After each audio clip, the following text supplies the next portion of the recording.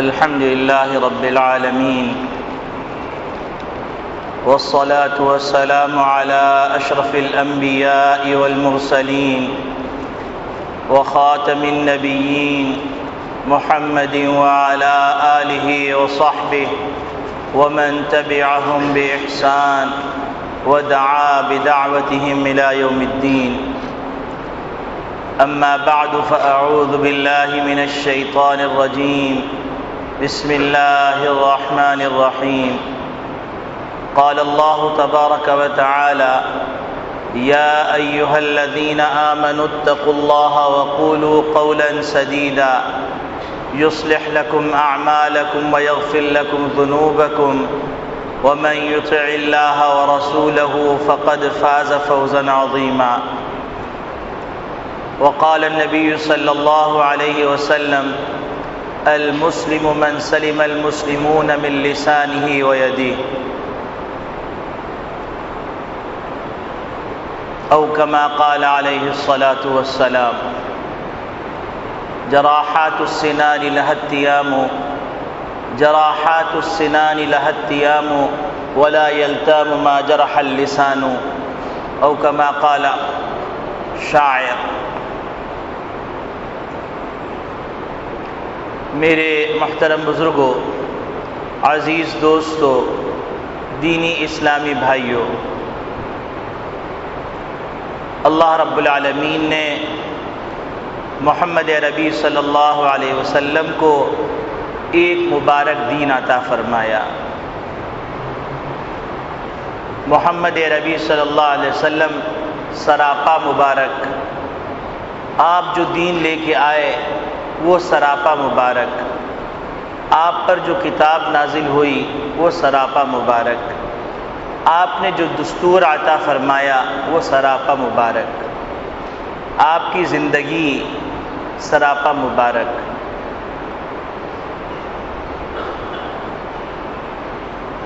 تو ایسا مذہب جس کا آغاز اور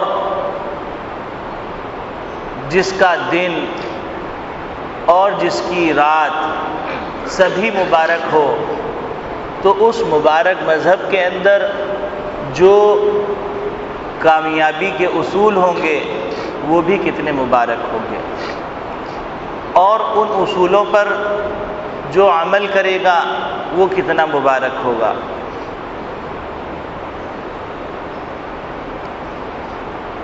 جب تک مسلمان ان تمام مبارکوں کے مجموعے پہ عمل کرتا رہا تو وہ خود بھی مبارک تھا، اس کا زمانہ بھی مبارک تھا، اس کا شہر بھی مبارک تھا، اس کا علاقہ بھی مبارک تھا، اس کا گھر بھی مبارک تھا، اس کا کنبہ بھی مبارک تھا. ہر طرف برکتیں ہی برکتیں، ہر طرف راحت ہی راحت. لیکن جب سے مسلمانوں نے ان برکتوں والی باتوں کو فراموش کر دیا اور مبارک نبی کے مبارک دین کو فراموش کر کے نامبارک لوگوں کی نامبارک باتوں پہ عمل کرنے لگے، تو ایسا لگتا ہے کہ بے برکتی نے ڈیرا ڈال لیا.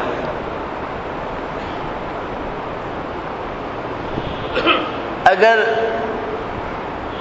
بیج ببول کے کانٹوں کا لگایا جائے اور توقع کی جائے کہ اس بیج سے قیمتی نسل کا آم پیدا ہوگا تو بے وقوفی.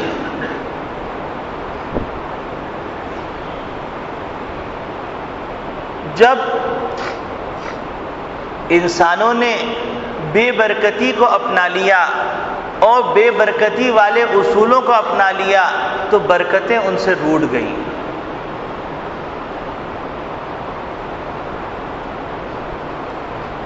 یہی بات اللہ رب العالمین کلام مجید میں فرماتے ہیں کہ ظہر الفساد فی البر والبحر بما کسبت ایدی الناس. یہ دنیا کے اندر جو بے برکتی کا ایک طوفان اٹھتا ہوا تمہیں نظر آ رہا ہے، یہ انسان کے اپنے انتخاب کا نتیجہ ہے کہ اس انسان نے برکتوں والے نبی کی برکتوں والی سیرت کو، برکتوں والی زندگی کو فراموش کر کر بے برکتوں کی بے برکتی والی باتوں کو اپنا لیا تو زمین میں بگاڑ پیدا ہو گیا۔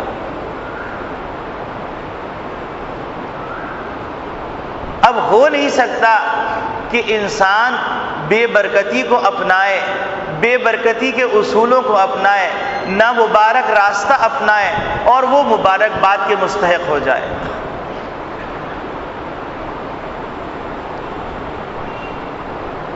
اگر کسی کو برکتیں حاصل کرنی ہیں، مبارک بات کے مستحق بننا ہے، مبارک زندگی کو اپنانا ہے، تو اس کو وہ تمام نامبارک دستوروں کو جڑ سے اکھاڑ کے پھینکنا پڑے گا کہ جن کے یہ ببول کے کانٹے وجود میں آئیں،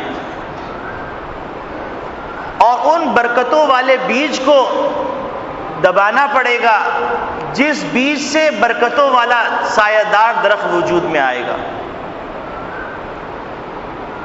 آج دنیا کانٹوں کا، بے برکتیوں کا، ظلم و بربریت کا، ناانصافیوں کا، خود غرضی کا ایک ایسا نمونہ پیش کر رہی ہے کہ انسان تعجب میں پڑ جاتا ہے اور بعض دفعہ سوچنے میں اپنے آپ کو مجبور پاتا ہے کہ کہیں ایسا تو نہیں کہ جنگلی درندوں کو فضیلت ہم پر حاصل ہو جائے۔ یہی وجہ ہے کہ امام غزالی رحمۃ اللہ علیہ نے بڑی عجیب غریب بات فرمائی۔ امام غزالی رحمۃ اللہ علیہ فرمانے لگے کہ اللہ رب العالمین نے 3 طرح کے جانور پیدا فرمائے۔ ایک جانور وہ ہے جو سراپا نفع بخش ہے، جیسے بکری، گائے، کہ جب تک اس کا وجود ہے تم اس کے دودھ سے فائدہ اٹھاؤ، اور جب دودھ دینا بند کر دے تو پھر تم اس کو ذبح کر لو، اس کے گوشت سے فائدہ اٹھاؤ، اس کی کھال سے فائدہ اٹھاؤ، اس کی ہڈیوں سے فائدہ اٹھاؤ، اس کے کھر سے فائدہ اٹھاؤ۔ یہ سراپا نفع بخش جانور۔ دوسرا جانور اللہ رب العالمین نے وہ پیدا فرمایا جو سراپا نقصان دہ، اور ظاہری شکل میں اس کا نفع نظر نہیں آتا، وہ اللہ کے علم میں ہے، اللہ کے بھیدوں میں سے بھید ہے کہ اللہ نے ان چیزوں کو کیوں پیدا فرمایا۔ جیسے سانپ اور بچھو۔ سانپ اور بچھو ہر وقت ڈستے رہیں گے، حتیٰ کہ اگر سانپ کو پالو، دودھ پلاؤ، تب بھی وہ ڈنگ مارتے ہوئے باز نہیں آئے۔ اور تیسری قسم اللہ رب العالمین نے جانوروں کی وہ پیدا فرمائی ہے جو نفع بھی دیتے ہیں، اور اگر نفع نہ دے تو بے ضرر ہے۔ اور وہ جانور وہ جنگلوں میں رہنے والے جانور ہیں، جیسے لومڑی ہے اور اس جیسی دیگر جو مخلوقات ہیں کہ جو اپنے آپ میں مگن ہیں، نہ نقصان دیتے ہیں نہ نفع پہنچاتے ہیں۔ مولانا امام غزالی رحمۃ اللہ علیہ فرمانے لگے کہ دیکھو انسانوں کی جماعت، اللہ نے تم کو اشرف المخلوقات بنایا ہے، لیکن اگر تم اس رتبے پر راضی نہیں ہو اور تم پستی میں اترنا چاہتے ہو تو پھر تم پہلے درجے کے جانور بن جاؤ جو سراپا نفع دیتے ہیں، اور اگر یہ بھی منظور نہیں تو تم تیسرے درجے کے جانور بن جاؤ جو نقصان بھی نہیں دیتے، نفع بھی نہیں دیتے، لیکن یاد رکھو دوسرے درجے کے جانور مت بننا، تباہ برباد ہو جاؤ گے۔ جب محمد صلی اللہ علیہ وسلم جو برکتوں والا پیغام لے کے آئے تھے، برکتوں والا دین لے کے آئے تھے، برکتوں والے اصول لے کے آئے تھے، برکتوں والی زندگی لے کے آئے تھے، جب ہم نے ان کے اس اصول کو ماننا چھوڑ دیا، اپنانا چھوڑ دیا، تو گویا کہ ہم زبان حال سے کہہ رہے ہیں کہ ہم کو اشرف المخلوقات ہونے پر رضامندی نہیں ہے۔ تو اب امام غزالی رحمۃ اللہ علیہ کے اس قول کو دیکھیے، وہ فرما رہے ہیں کہ اگر تم اشرف المخلوقات کے اس اعزاز پر راضی نہیں ہونا چاہتے تو جانوروں کی 3 قسمیں اللہ نے پیدا کی ہیں، تو پھر جانوروں میں پہلی قسم بن جاؤ یا تیسری قسم بن جاؤ، لیکن دوسری قسم نہ بننا، برباد ہو جاؤ۔ لیکن بدقسمتی سے انسانوں نے فیصلہ کر لیا ہے کہ ہم دوسرے درجے کے جانور بنیں گے۔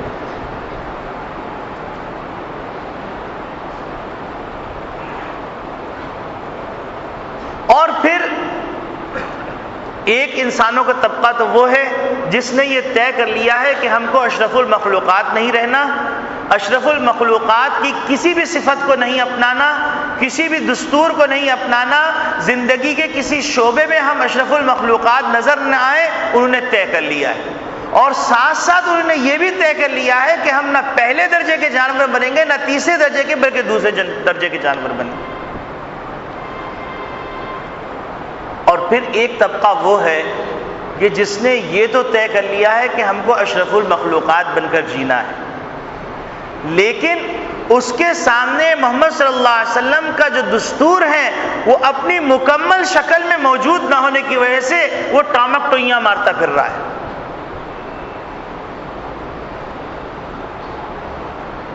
بعد زمانہ کی وجہ سے لوگوں نے محمد صلی اللہ علیہ وسلم کے دین کو اپنے اپنے خیال سے، اپنے اپنے تصور سے، اپنے اپنے عکس بندی سے اس کا ایک عکس پیش کر دیا۔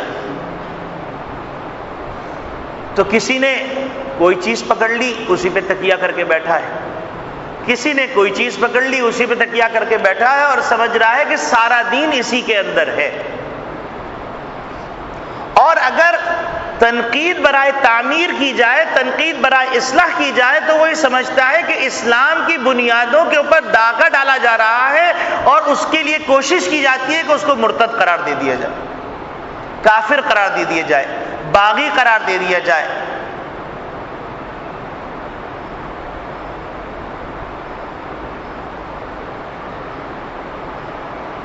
اب آپ کہیں گے کہ مولوی صاحب آپ نے آج یہ کیسی بات شروع کر دی؟ تو بات دراصل یہ ہے کہ ابھی گزشتہ دنوں آپ نے سنا ہوگا کہ یہ پورے علاقے کے اندر بجلی گئی ہوئی تھی، گرمی کی شدت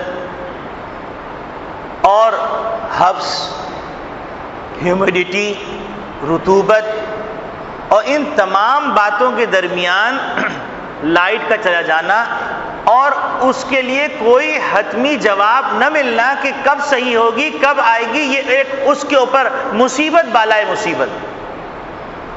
جب دوستوں نے جا کے تحقیقات کی، تحقیقات کرنے کے بعد معلوم یہ ہوا کہ کسی نے اہم بجلی کی سپلائی لائن میں تیزاب ڈال دیا ہے، جس کے نتیجے کے اندر وہ تمام بجلی کا جو ترسیل کا نظام ہے وہ معطل ہو چکا ہے،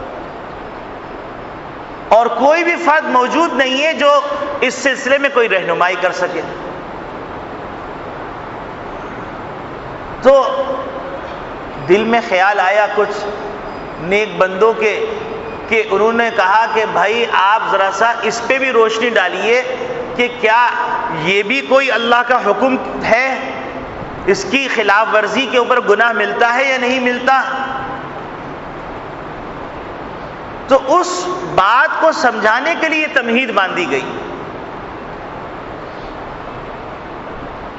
اور اس تمہید کے اندر یہ بتلایا گیا کہ ایک مبارک نبی کا مبارک دین ہے، مبارک راستہ ہے، مبارک طریقہ ہے، اور دوسری طرف نامبارک لوگوں کی نامبارک باتیں اور نامبارک طریقہ ہے۔ اور اس کے ذیل کے اندر یہ بات کی گئی کہ امام غزالی رحمۃ اللہ علیہ نے فرمایا کہ جب مبارک بننا نہیں چاہتے، مبارک لوگوں کی طرح رہنا نہیں چاہتے، تو نامبارک لوگوں کے اندر جانے کے بجائے جانور کے درجے میں آنا چاہتے ہو تو جانور کے جو 3 درجے ہیں ان میں سے پہلے درجے کا انتخاب کر لو یا تیسرے درجے کا انتخاب کر لو، دیکھو دوسرے درجے کے نہ ہونا، ہلاک ہو جاؤ۔ اس کے بعد اس پر روشنی ڈالنے کی کوشش کروں گا کہ شریعت کتنی وسیع تعلیمات دیتی ہے، اور شریعت پہ عمل کیے بغیر دنیا کے اندر امن قائم ہو ہی نہیں سکتا۔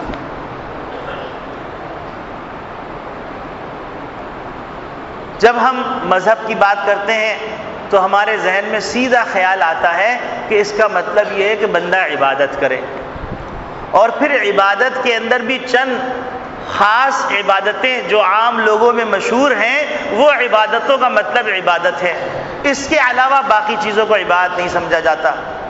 لیکن یہاں یہ سمجھنے کی ضرورت ہے کہ شریعت کے 5 بنیادوں کے اوپر شریعت کی بنیاد رکھی گئی، 5 بنیادی ستون ہیں، عقائد ہیں، عبادات ہیں، معاملات ہیں، معاشرت ہے اور اخلاق ہے۔ عقائد کے اندر تو لوگوں نے عقیدے کا نام رکھ لیا آئیڈیالوجی، اور آئیڈیالوجی کی بنیاد پر وہ کہتے ہیں کہ آدمی آزاد اور خود مختار ہے، کہ اس کی طبعی میلان جس طرف ہو وہی آئیڈیا اس کا عقیدہ ہے، جو کہ سراسر غلط بات ہے۔ عقیدے کا تعلق خالق اور مخلوق سے ہے، اور مخلوق کے اندر سے جن کا انتخاب کیا گیا ہے، خالق نے جن کا انتخاب کیا اس سے ہے۔ تو اس عقیدے کا تعلق انسان کے آئیڈیا سے نہیں ہے، خالق کے فرمان سے ہے۔ یہ کنفیوژن دور ہو جانا چاہیے۔ اور عقیدے کا تعلق محبت سے بھی نہیں ہے کہ محبت کے اندر آپ کسی کو رسول کا درجہ دے دیں، کسی رسول کو خدا کا درجہ دے دیں، اس کا بھی تعلق محبت سے بھی نہیں ہے، بلکہ محبت کے اندر بھی وہی محبت مطلوب ہے جو خالق چاہتا ہے۔ تو یہ دوسری غلط فہمی دور کر لی جائے۔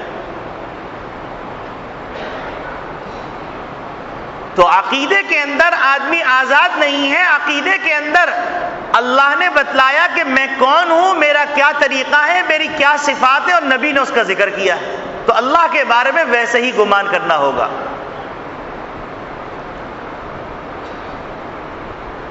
بدھا جیسا تصور کرنا، یا جو کرشنا جیسا تصور کرنا، یا ہنومان جیسا تصور کرنا، یہ خدا کی پہچان کے لیے کافی نہیں، اور خدا کے اوپر ایمان لانے کے لیے بھی کافی نہیں۔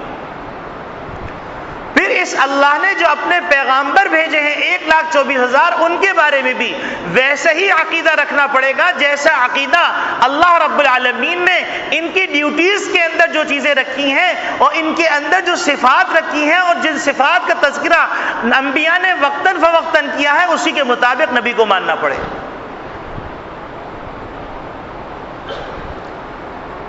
اسی طریقے سے کتابوں کے بارے میں، اسی طریقے سے فرشتوں کے بارے میں، اسی طریقے سے تقدیر کے بارے میں، اسی طریقے سے موت کے بعد اٹھائے جانے کے بارے میں، ان تمام چیزوں کے بارے میں، یہ تمام وہ چیزیں ہیں جو انسانوں کی آنکھوں سے اوجھل ہیں، ان کے اوپر سے پردہ اٹھانے والے اللہ ہیں، اور اس پردے تک پہنچانے کا ذریعہ وہ انبیاء ہیں، اللہ نے ان کو وہاں تک پہنچایا ہے۔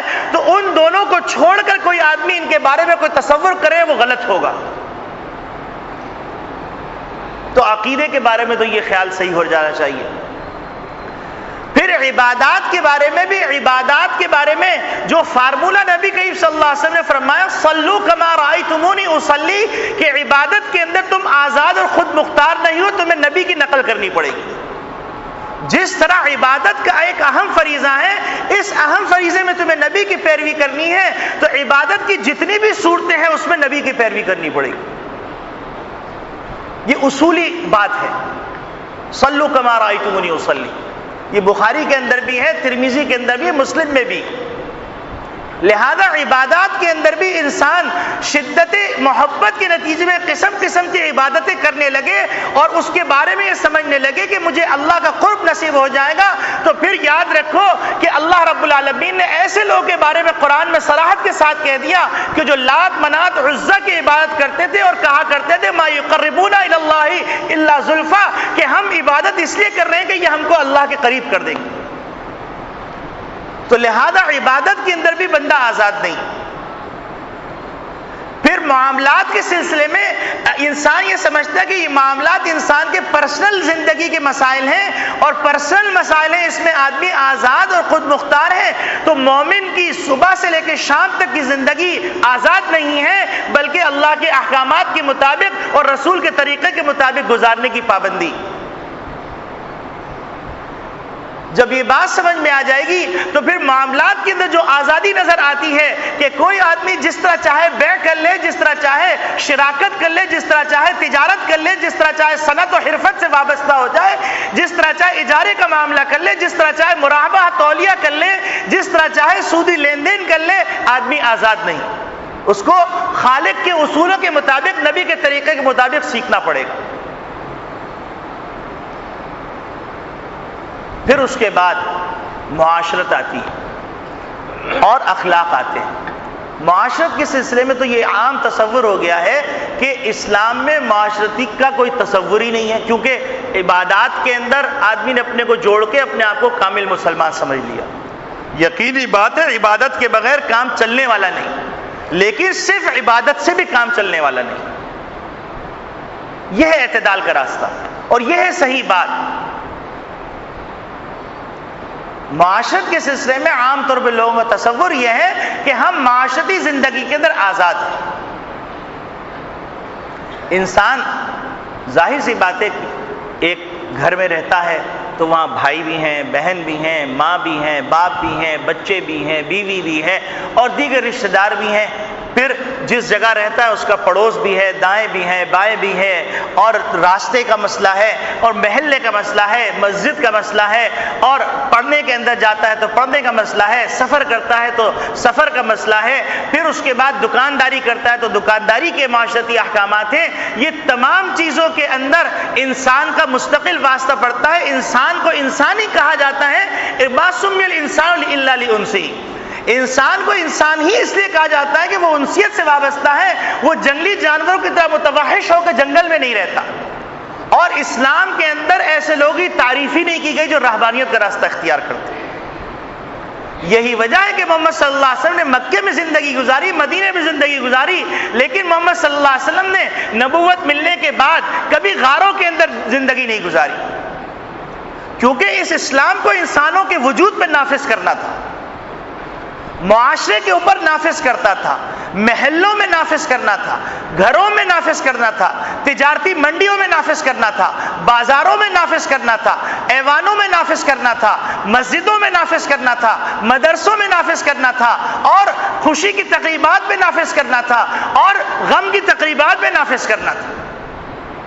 تو محمد صلی اللہ علیہ وسلم کی پوری زندگی، پورا دین، وہ ہم کو جو تعلیم دے رہا ہے وہ ان 5 بنیادوں کی تعلیم دے رہا ہے، اور ان 5 بنیادوں پر عمل کیے بغیر پورے دین پر عمل کرنا سمجھا ہی نہیں جائے۔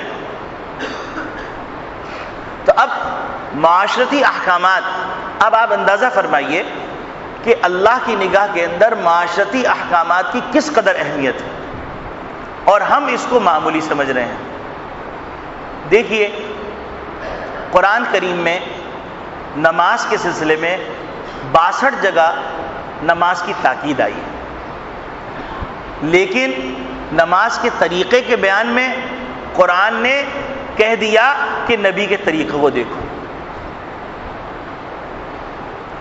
زکوٰۃ کے احکامات آئے، اس میں بھی کہہ دیا گیا کہ تم نبی کے طریقے کو دیکھو۔ حج کے احکامات آئے، اس میں بھی کہہ دیا گیا کچھ تفصیل بیان کر کے کہ نبی کے طریقے کو دیکھو۔ لیکن جب معاشرتی احکامات کا مسئلہ آتا ہے تو اللہ رب العالمین پورے 2 رکوع نازل فرما دیتے ہیں۔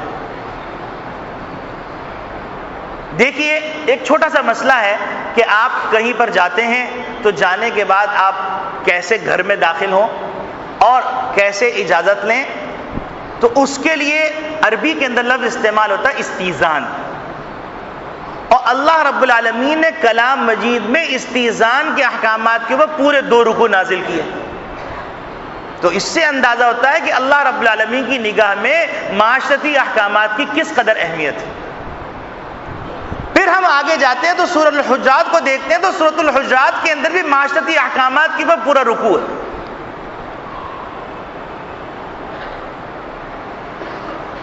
اس سے بھی آپ اندازہ لگا سکتے ہیں کہ معاشرتی احکامات کے سلسلے میں اللہ رب العالمین کس قدر اہمیت جتلانا چاہتے ہیں، کس قدر اہمیت سے بتلاتے ہیں۔ نبی کریم صلی اللہ علیہ وسلم اس کی اہمیت بتلاتے ہیں۔ آپ دیکھیے پڑوسیوں کے حقوق،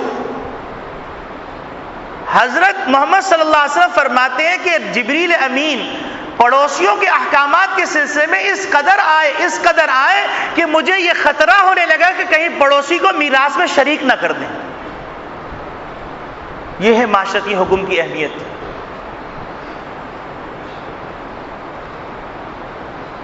آپ اس سے اندازہ لگا لیجئے معاشرتی حکم کی اہمیت کا کہ اللہ رب العالمین نے نماز فرض کی، نبی کریم صلی اللہ علیہ وسلم نے نماز کی اہمیت کو بتلایا، حتیٰ کہ آپ صلی اللہ علیہ وسلم مرض الوفات میں ہیں، لیکن اس کے باوجود آپ جماعت کے ساتھ نماز پڑھنے کے لیے 2 صحابہ کا سہارا لے کے اندر تشریف لا رہے ہیں۔ اسی بات کو دیکھتے ہوئے علماء نے لکھا ہے کہ جماعت کے ساتھ نماز پڑھنا واجب۔ پھر اسی طریقے سے آپ دیکھیے کہ ایک موقع پہ نبی کریم صلی اللہ علیہ وسلم فرماتے ہیں کہ میرا دل چاہتا ہے کہ جو لوگ نماز پڑھنے نہیں آتے کہ جماعت کے وقت میں کسی آدمی کو مقرر کروں اور کچھ نوجوانوں کو جمع کروں، اور جو لوگ مسجد نہیں آ رہے ہیں، جماعت کے ساتھ نماز پڑھنے نہیں آ رہے، ان کی لکڑیاں جمع کر کے گھروں کو پھونک ڈالوں۔ جماعت کی اتنی اہمیت۔ لیکن دوسری طرف آئیے، دوسری طرف کہا جا رہا ہے کہ اگر کوئی آدمی ایسی بیماری میں مبتلا ہے کہ جس کی وجہ سے انسانوں کو تعفن آتی، گھن آتی، تو ایسے آدمی کے لیے ضروری یہ ہے کہ وہ گھر میں نماز پڑھے، اور اگر وہ گھر میں نماز پڑھنے کے بجائے مسجد میں آ کے نماز پڑھتا ہے اور نمازیوں کو تکلیف ہوتی ہے تو وہ گناہگار ہو۔ ایک طرف اتنی اہمیت، لیکن جب عبادات کا ٹکراؤ ہو رہا ہے معاشرتی احکامات کے ساتھ تو وہاں پر ترجیح دی جا رہی ہے معاشرتی حکم کو۔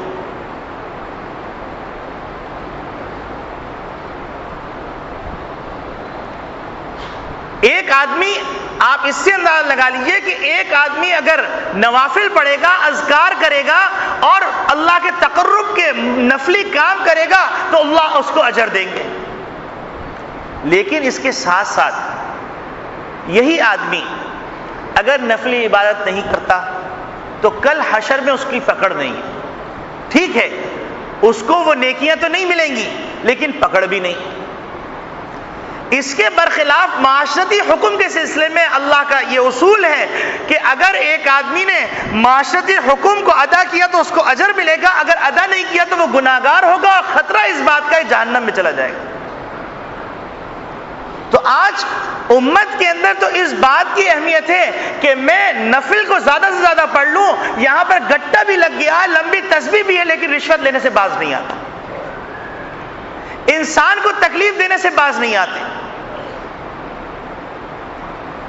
کیونکہ انسان کی نگاہ کے اندر نفل کی تو اہمیت ہے، لیکن چونکہ اس کے نگاہ میں اسلام صرف عبادات کا نام ہے، معاشرتی احکامات اس کی نگاہ میں کوئی حیثیت نہیں رکھتے، تو لہذا وہ کوتاہی کر رہا ہے۔ کچھ تو دانستہ طور پہ خود سری کی بنیاد پہ کوتاہی کر رہے ہیں، اور کچھ کوتاہی کر رہے ہیں لا علمی کی بنیاد پہ۔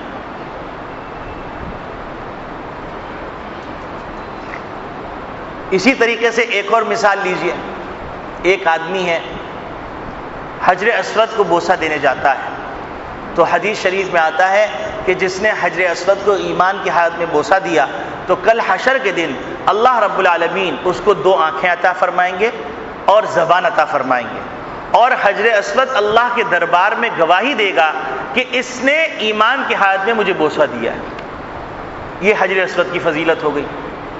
اور جس نے حجر اسود کو ایمان کے ہاتھ میں ہاتھ لگایا، بوسہ دیا، اس کے تمام گناہ معاف ہو گئے۔ یہ فضیلت۔ حجر اسود وہ مقام ہے جس پر نبی کریم صلی اللہ علیہ وسلم نے بوسہ دیا، اور 1,24,000 کم و بیش انبیاء علیہ السلام نے بوسہ دیا۔ جنت سے آیا ہوا پتھر، جس کے بارے میں حدیث میں آتا ہے کہ جس وقت یہ جنت سے لایا گیا تھا دودھ سے زیادہ سفید تھا، تمہارے گناہوں کی وجہ سے وہ کالا اور سیاہ ہو گیا۔ اتنی بڑی فضیلت۔ لیکن دوسری طرف، ایک طرف یہ نفلی ثواب ہے، دوسری طرف معاشرتی حکم ہے کہ کہا جا رہا ہے کہ اگر حجر اسود کو بوسہ دینے کے نتیجے میں مسلمان کو ایذا ہو رہی ہے تو حجر اسود کو بوسہ نہ دینا افضل ہے۔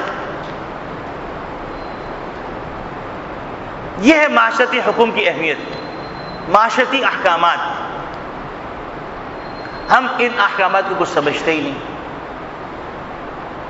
اب آپ دیکھیے کہ نبی اکرم صلی اللہ علیہ وسلم ارشاد فرما رہے ہیں المسلم من سلم المسلمون من لسانہ و یدہ۔ محدثین نے لکھا ہے کہ یہ حدیث معاشرتی احکامات کے لیے بنیاد کا درجہ رکھتی ہے، یعنی معاشرتی جتنے بھی احکامات ہیں وہ کسی نہ کسی ذیل کے اندر اسی حدیث سے مستنبت ہے۔ اب آپ دیکھیے اس کا لفظی ترجمہ کیا ہے۔ حقیقی مسلمان وہ ہے جس کی زبان سے اور جس کے ہاتھ سے دوسرے مسلمان محفوظ رہیں۔ کوئی آدمی یوں کہہ سکتا ہے کہ بھائی اگر نہیں محفوظ رہے تو مسلمان تو ہیں، تو اس کو ایک بزرگ نے بڑے عجیب غریب انداز سے اس بات کو سمجھایا، فرمائے لگے کہ دیکھو میاں، ایک آدمی نماز نہیں پڑھ رہا تو اس آدمی کو کافر تو کوئی مفتی نہیں لکھے گا، لیکن وہ مسلمان کہلانے کے مستحق نہیں کہ مسلمان ہو اور نماز چھوڑ دے۔ تو اسی طریقے سے فرمائے لگے کہ یہ جو نبی کریم صلی اللہ علیہ وسلم نے فرمایا کہ ایک آدمی کی ایذا سے دوسرا آدمی محفوظ نہیں ہو رہا، اس کی تکالیف سے باز نہیں آ رہا، وہ تکلیف دے رہا ہے، تو وہ مسلمان کہلانے کے مستحق نہیں۔ یہ مسلمان کو پہچاننے کا پیمانہ دے دیا۔ اب آپ دیکھیے کہ جس نبی نے اتنی پیاری بات فرمائی ہو اور جس کے پروردگار نے یوں کہا ہو کہ یا ایھا الذین آمنوا اتقوا اللہ وقولوا قولا سدیدا، کہ اے ایمان والو اللہ کا لحاظ رکھو اور سیدھی بات کرو، یعنی زبان کی ایذا مت دو، ٹیڑھی اور کجی والی بات نہ کرو۔ اللہ کے خوف کے ساتھ اس کو وابستہ کر دیا، اس کے ساتھ جوڑ دیا اور خطاب کیا یا ایھا الذین آمنوا، یعنی ایمان لانے کے بعد تمہارا ایمان لانا کافی نہیں ہوگا، اتقوا اللہ بھی ضروری ہے اور قولوا قولا سدیدا بھی ضروری۔ اس کے نتیجے میں تم کو کیا ملے گا؟ یصلح لکم اعمالکم، تمہاری بے برکتیاں ختم ہو جائیں گی، تمہارے اعمال درست ہو جائیں گے، ویغفر لکم ذنوبکم، اور تم نے جو ماضی کے اندر گناہ کیے ہیں اللہ رب العالمین اس پہ بھی قلم پھیر دیں گے، گناہ کو معاف فرما دیں گے۔ اور پھر اس کے بعد کہا گیا وَمَن يُطِعِ اللَّهَ وَرَسُولَهُ فَقَدْ فَازَ فَوْزًا عَظِيمًا، یہ ان لوگوں کو نصیب ہوگا جو اللہ اور رسول کی اطاعت کرتے ہوں گے۔ ہر ایک کو یہ اعزاز مل بھی نہیں سکتا۔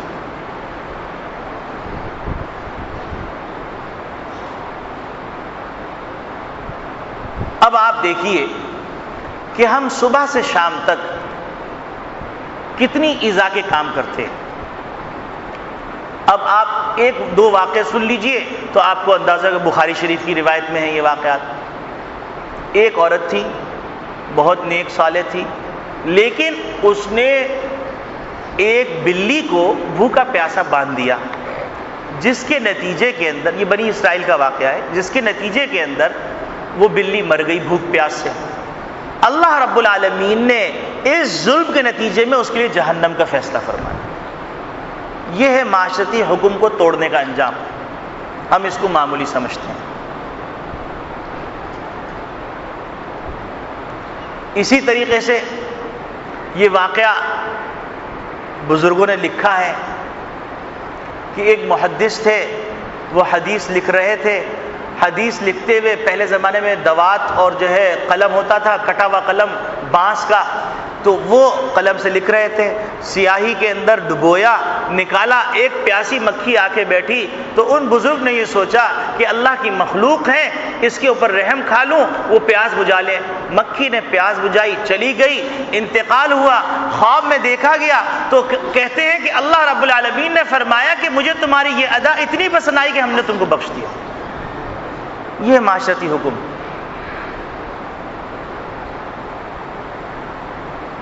اور وہ واقعہ آپ لوگوں نے بارہا سنا ہوگا کہ ایک نافرمان عورت تھی، کتے کو پانی پلانے کے نتیجے میں اللہ نے اس کو بخش دیا۔ یہ ہے معاشرتی حکم۔ تو اس سے معاشرتی حکم کا تو اندازہ ہو گیا کہ کتنا اہم ہے، اور معاشرتی باپ کے اندر جو کوتاہیاں ہو رہی ہیں وہ کسی سے پوشیدہ نہیں ہیں. دیکھیے مسلمانوں کے محلے میں شور شرابہ عام رواج ہے. مسلمانوں کے محلے میں گھر کا کچرا باہر پھینک دینا عام رواج ہے. گاڑی کو غلط پارک کر دینا عام رواج ہے. سگنل کا توڑ دینا عام رواج ہے. غلط اوورٹیک کرنا عام رواج ہے. معمولی بات پر اذیت دے دینا، گالیاں دے دینا عام رواج ہے. جھوٹے وعدے کرنا عام رواج ہے. وعدہ خلافی کرنا عام رواج ہے. جو چیز دکھائی گئی وہ چیز نہ دینا عام رواج ہے. معمولی بات پر ایک دوسرے کا گلا کاٹ دینا عام رواج ہے.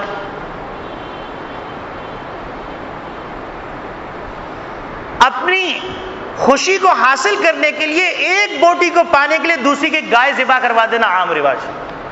ملے گی ایک ہی بوٹی لیکن اس بوٹی کے حصول کے لیے دوسرے کی گائے ذبح کروا دینا عام رواج ہے.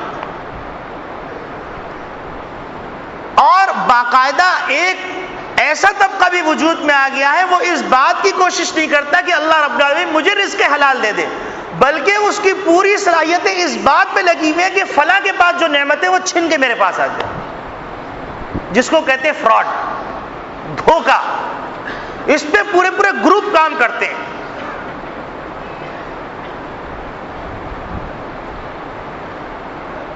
اسی طریقے سے جیسے میں نے آپ کو بتلایا کہ بجلی کا مسئلہ ہے. اب بجلی کے مسئلے کے اندر جن لوگوں نے تیزاب ڈال کے ان تاروں کو برباد کیا ہے، کیا وہ قومی اثاثہ نہیں تھے؟ کیا اس بنیاد پر جو لوگ اذیت میں مبتلا ہوئے، کیا اس اذیت میں مبتلا ہونے کے نتیجے کے اندر تمام لوگ ہی جو آئے ہیں؟ اللہ رب العالمین تو فرما رہے الخلق عیال اللہ، مخلوق میرا کنبہ ہے. ایک آدمی اپنے اوپر تو تکلیف برداشت کرتا ہے لیکن اپنے بیٹے پہ آتی ہے تو وہ اس کو چیر پھاڑ دیتا ہے. تو اللہ رب العالمین حلیم ہے، اپنی گستاخی برداشت کر لیتے ہیں اور کافر کو بھی رزق دیتے ہیں، لیکن اپنی مخلوق اپنے کنبے کی گستاخی کو برداشت نہیں کرتے. یہی وجہ ہے کہ محدثین نے لکھا ہے، فقہاء نے لکھا ہے کہ ظلم کے ساتھ تو نظام باقی نہیں رہتا لیکن کفر کے ساتھ بھی نظام باقی رہ سکتا ہے. اللہ کو ظلم اتنا ناپسند ہے. پھر اسی طریقے سے ہم ان چیزوں کو کچھ سمجھتے ہی نہیں. فون پہ بات کر رہے ہیں، ایک گھنٹہ بات کر رہے ہیں، یہ بھی اسلام کے خلاف ہے. بیوی کو انتظار کروا رہے ہیں، یہ بھی اسلام کے خلاف ہے کہ میں بس 10 منٹ میں آ رہا ہوں.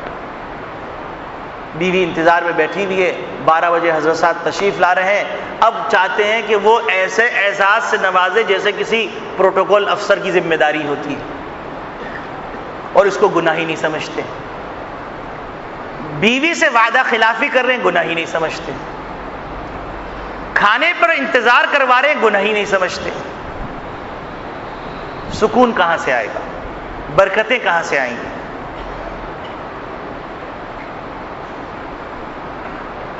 تو میرے عزیز دوستو بھائیوں، اس وقت ہم نے مبارک زندگی کے مقابلے میں، مبارک دستور کے مقابلے میں، مبارک نبی کے مبارک دین کے مقابلے کے اندر ہم نے نامبارک چیزوں کو اپنے لیے منتخب کر لیا ہے. نامبارک لوگوں کو اپنے لیے آئیڈیل بنا لیا ہے. نامبارک لوگوں کو پسند کرنے لگے، حتیٰ کہ ذائقہ اتنا خراب ہو چکا ہے کہ اچھی چیز بری لگ رہی ہے، بری چیز اچھی لگ رہی ہے. کوئی آدمی معزز حضور کی سنت کے مطابق ہے تو اس کا چہرہ اچھا نہیں لگتا، لیکن اللہ کے باغی، اللہ کے نافرمان، حتیٰ کہ انسانیت کے دشمن، ان کا نظام بھی اچھا لگ رہا ہے، ان کا لباس بھی اچھا لگ رہا ہے، ان کے طور و طریقے بھی اچھے لگ رہے ہیں، ان کی شکل بھی اچھی لگ رہی ہے. تو کہاں سے برکت آئے گی بھیا؟ اب آتے ہیں مولوی صاحب تعویذ دے دیجئے برکت کے لیے. ہم نے تو خود انگارے پال لیے ہیں. جس نبی نے ایسی تعلیمات عطا فرمائی ہو، جس نبی نے اتنا پیارا دین دیا ہو، اس نبی کے ماننے والوں کے معاشرے کے اندر یہ بگاڑ ہو، یہ کیسے ہو سکتا ہے؟ تو میرے عزیز دوستو بھائیو، آج ہم یہ نیت کریں کہ ہم انشاءاللہ معاشرتی احکامات کو بھی سیکھیں گے، اور معاشرتی احکامات سیکھنے کے لیے مختلف کتابیں، حیات المسلمین ایک کتاب ہے، ایک آداب معاشرت کتاب ہے، معاشرفی تھانوی رحمۃ اللہ علیہ کی اس موضوع پہ بہت ساری کتابیں ہیں، کچھ عربی میں کتابیں ہیں، لیکن اگر ہم آغاز کریں کچھ چھوٹا رسالہ لے کر دیکھیں تو کہ اسلام نے اس باب میں ہم کو کیا ہدایات دی، اور اگر ان ہدایات کی بنیاد پر ہر شخص اپنے اپنے یونٹ میں کام کرنے لگے، اس کا گھر اس کا یونٹ ہے، اس کا کنبہ اس کا یونٹ ہے، تو معاشرے کے اندر جو لوگ باہر آئیں گے، گھروں سے باہر نکلیں گے، وہ امن پسند ہوں گے، وہ ذمہ دار ہوں گے۔ اور معاشرتی احکامات کے اوپر اگر کالم لکھے جائیں اور بچوں کو باقاعدہ معاشرتی احکامات کے لیے اسکول کے اندر، مدارس کے اندر ایک دن منایا جائے، جیسے ویلنٹائن ڈے منایا جاتا ہے، مدر ڈے منایا جاتا ہے، فادر ڈے منایا جاتا ہے، پاگلوں کا ڈے منایا جاتا ہے، یہ پاگلوں کے ڈے، مسلمان کا ہر دن مدر ڈے، مسلمان کا ہر دن فادر ڈے، اس کو کسی مدر ڈے کی ضرورت نہیں، اس کو کسی فادر ڈے کی ضرورت نہیں، اس کو کسی ویلنٹائن ڈے کی ضرورت نہیں۔ ناپاک محبت اسلام میں نہیں، پاک محبتوں کا اسلام میں تصور دیا ہے، وہ صبح شام ہو رہی۔ تو اگر میڈیا بھی اپنا کردار ادا کرے اور اسی طریقے سے ذرائع ابلاغ بھی اپنا کردار ادا کرے، ہر شخص یہ کردار ادا کرے، تو اللہ کی ذات سے بعید نہیں ہے کہ اللہ کی رحمت جوش میں آ جائے کہ میرے بندے کوشش کر رہے ہیں، نتیجہ دینے والے اللہ رب العالمین۔ اللہ رب العالمین کہنے والے کو بھی عمل کی توفیق عطا فرمائے، ان کے گھر والوں کو بھی عمل کی توفیق